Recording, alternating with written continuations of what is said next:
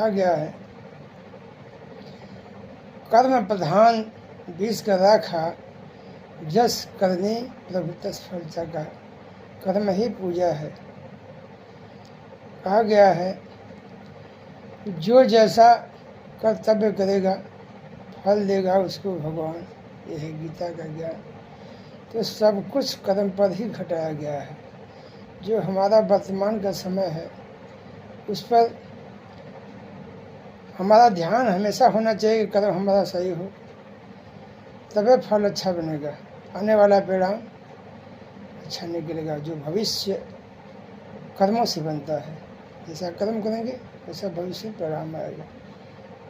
इसलिए हमको हमेशा अपने होश हवास में से कर्म करना है।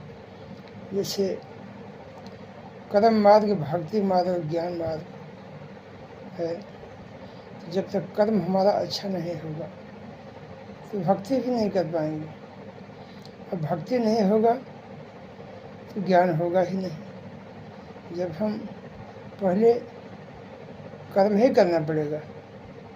जब हम ध्यान भी करने जा रहे हैं, कहीं किसी बिंदु पर ठहरने जा रहे हैं, तो कर्म ही माना गया है।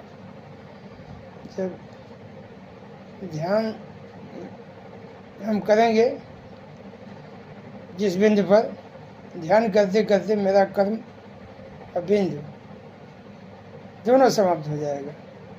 जिस बिंदु पर हम ध्यान कर रहे हैं वो बिंदु भी समाप्त हो जाएगा, तो हमें बचेंगे। वही शाश्वत है, वही सत्य है।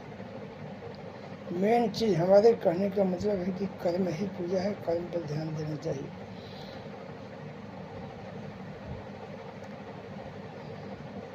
कहा गया कि बुरा काम का बुरा नतीजा ना मानो तो कर देखो, जो जो ऐसा किया है यादों उसका घर देखो। जो जैसा किया है कर्म उसका घर देखिए।